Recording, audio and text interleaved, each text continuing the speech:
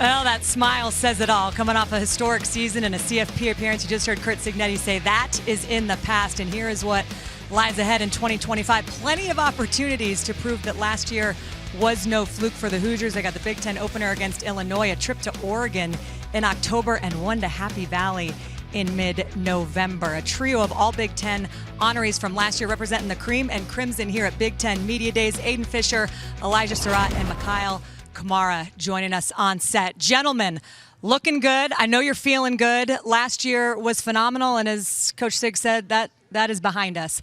I want to ask you, Aiden, because he said that you are the undisputed leader of this team. What has it felt like? How different has it been coming back into the offseason this year? Yeah, it's been good. Almost a similar feel to last year. We got a lot of new guys, a lot of returning production as well, which I think is what is going to make the difference from that transition now.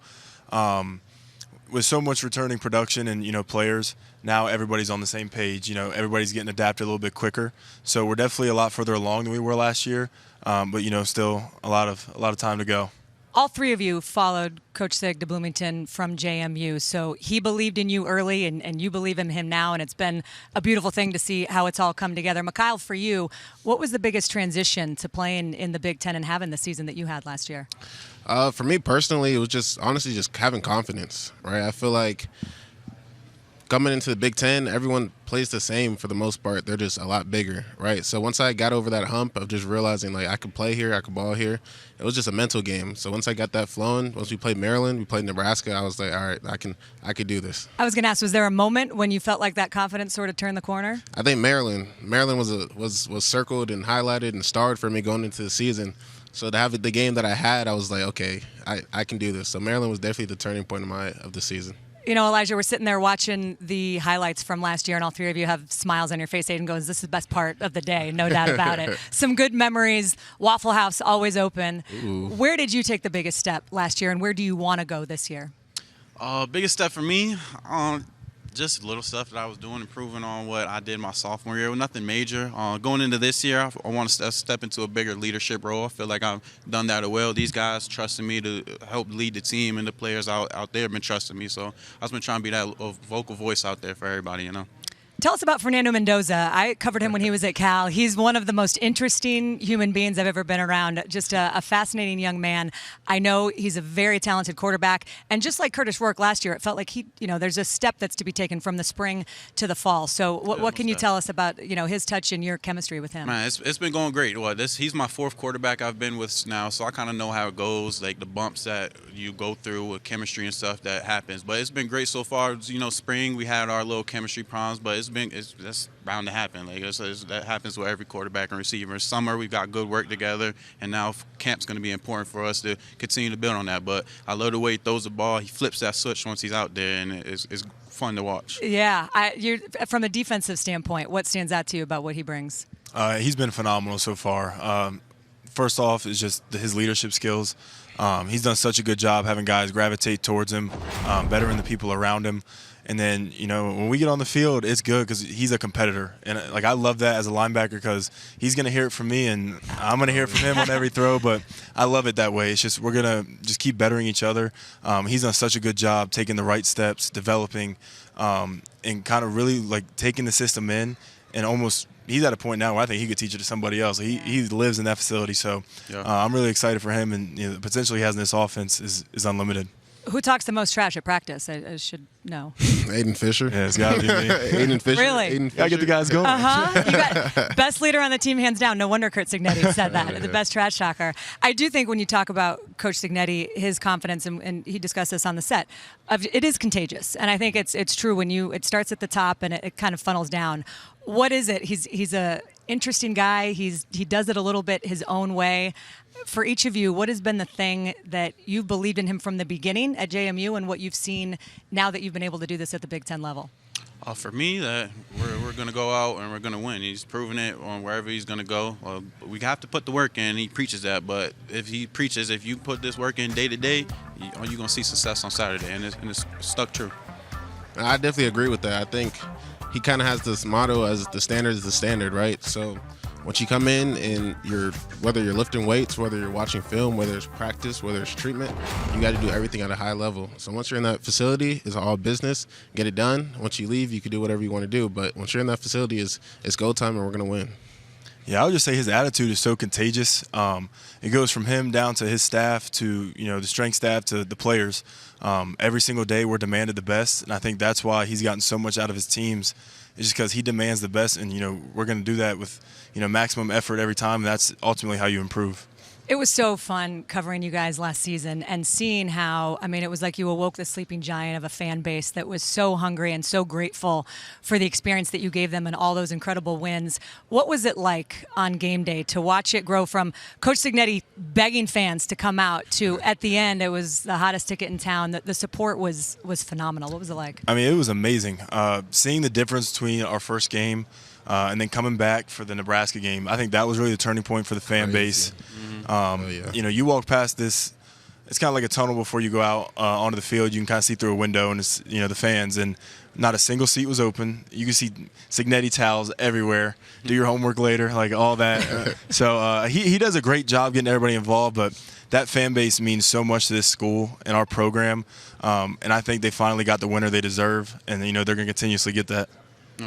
Anything you would add to that? No, I definitely agree. I just feel like the way that Sig goes about it is he knows how to make a winning program, right? That's not just with having good coaches or having good players. He knows how to make a whole entire environment, right? The way that he's able to make Bloomington like a destination now. You got 4 stars, 5 stars coming here. You got transfers that want to come here and play for Indiana, which that didn't really happen in the past. So for him to be able to make that happen is phenomenal.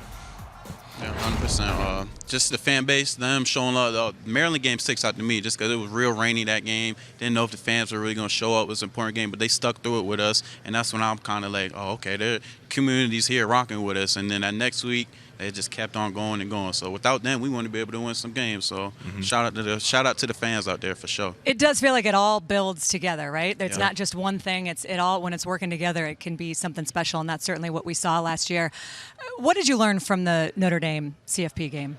Obviously, we're a team that is built upon the little things, but I just think there were a lot of little things that we messed up on, and they capitalized on, and that ultimately led to us losing. But there's so many things to learn from that game, just takeaways, scheme-wise, player-wise, that you take for yourself. So as soon as that game was over, it was almost like you were anxious to watch the film, like you were eager to go get into it, make your decision to come back, and it was just so much to learn. And I think now I'm such a better player for it.